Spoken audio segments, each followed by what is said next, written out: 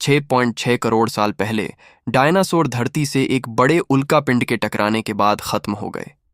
ये उल्कापिंड इतना बड़ा था कि जब ये धरती की कक्षा में आया तो किसी आग के पहाड़ की तरह दिखा होगा।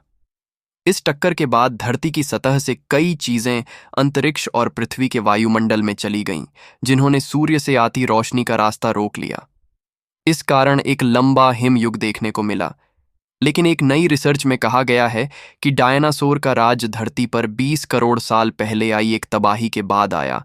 माना जाता है कि डायनासोर 23 करोड़ साल पहले ट्रायसिक काल के दौरान अस्तित्व में आए। ये वो समय था जब धरती के सभी महाद्वीप एक साथ जुड़े हुए थे। डायनासोर दक्षिण ध्रुव के क्षेत्र में पैदा हुए थे, लेकिन इन्हें ठंड पसंद थी, जिसका कारण ये उत्तरी ध्रुव की ओर चले गए। उस समय धरती गर्मी और भाप से भरी हुई थी। उस समय कार्बन डाइऑक्साइड का कंसंट्रेशन आज से 6 गुना ज्यादा था। इस कारण ध्रुवीय इलाकों की बर्फ गलने लगी थी और वहां पेड़ पौधे उगाए थे। जब ट्रायसिक काल समाप्त हुआ तो 1 लाख साल की अवधि में ही पृथ्वी पर जमीन पर रहने वाले और समुद्री जीवों के 3/4 जीव खत्म हो गए।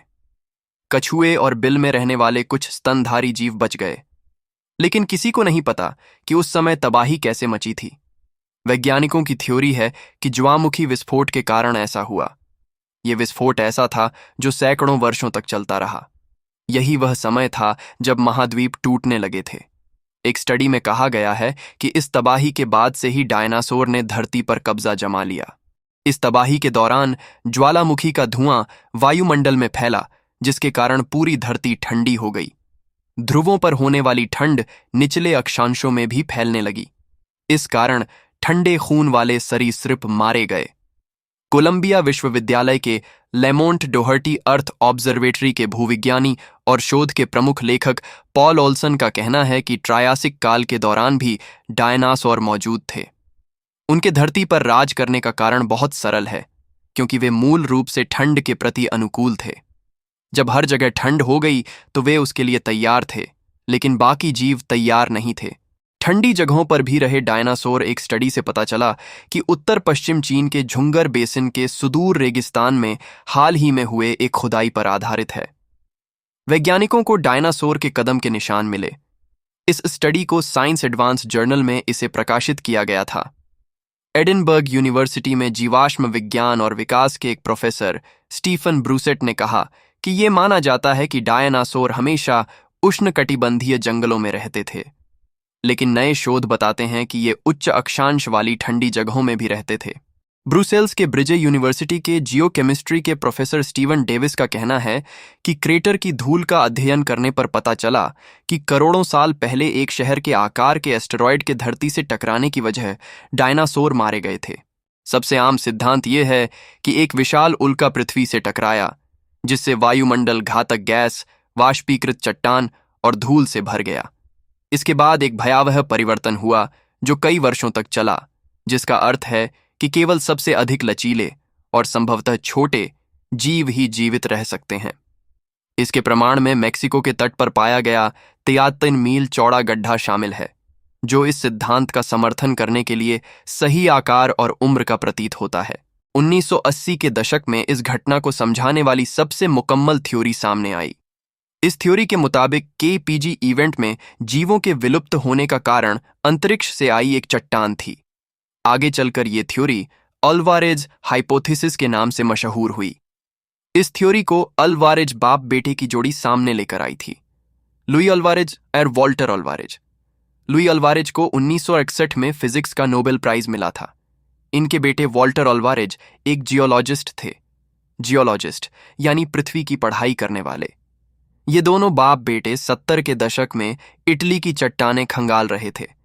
तभी इन्हें केपीजी बाउंड्री में इरिडियम की भारी मात्रा मिली। यही इस पजल का सबसे बड़ा टुकड़ा था। केपीजी बाउंड्री वो दहलीज है जो क्रीटेशियस पीरियड और पेलियोजीन पीरियड की चट्टानों को बांटती है। इस लेयर के एक तरफ डायनासोर के फॉसिल मिलते हैं और दूसरी तरफ डायनासोर समेत उन 75% जीवों के निशान गायब हैं। इस बाउंड्री पर इरिडियम मिलने का क्या मतलब हो सकता है? इरिडियम एक अनोखी धातु है। ये पृथ्वी की बाहरी सतह पर बहुत कम मात्रा में मिलती है, लेकिन अंतरिक्ष से आने वाली चट्टानों में खूब सारा इरिडियम होता है। केपीजी बाउंड्री में इरिडियम मिलना इस बात का सबूत था कि उस वक्त कोई बाहरी चट्टान आकर पृथ्वी से टकराई होगी। कई वैज्ञानिक ज्वालामुखी से निकले लावा को इस महाविनाश का कारण बताते हैं। 6.5 करोड़ साल पहले जब क्रीटेशियस पीरियड खत्म होने को था, तब एक जगह भयंकर ज्वालामुखीय गतिविधि हो रही थी। कहीं और नहीं, अपने इंडिया में ही भारी मात्रा में लावा बहे जा रहा था। इससे यहां जो जमीन तैयार हुई उसे डेक्कन ट्रैप्स कहते हैं। ये जमीन लगभग 5 लाख स्क्वायर किलोमीटर का एरिया कवर करती है। इतना ज्यादा लावा बहने का मतलब है तब आसमान कार्बन डाइऑक्साइड समेत कई गैसों से भरा रहा होगा। वैज्ञानिकों को ऐसा लगता है कि इस ज्वालामुखीय घटना ने पृथ्वी का क्लाइमेट बुरी तरह बदल दिया होगा और इसी से धीरे धीरे वो सारी प्रजातियां खत्म हुई होंगी। कई वैज्ञानिक इन दोनों थ्योरीज का मिक्सचर पेश करते हैं। उन्हें ऐसा लगता है कि इस ज्वालामुखीय गतिविधि से जानवर धीरे धीरे मर रहे होंगे। फिर एक एस्टेरॉयड आया और उनका पूरा तरह खात्मा कर दिया। यानी केपीजी एक्सटिंक्शन इवेंट दोहरे अटैक का नतीजा थी। अब जाते जाते आपको एक बात बताते हैं, सारे डायनासोर खत्म नहीं हुए हैं। घबराइए नहीं, आपको आसपास जो पक्षी नजर आते हैं वो डायनासोर्स के वंशज ही हैं। वो तो पॉपुलर बातचीत में इन लोगों को डायनासोर कंसिडर नहीं किया जाता।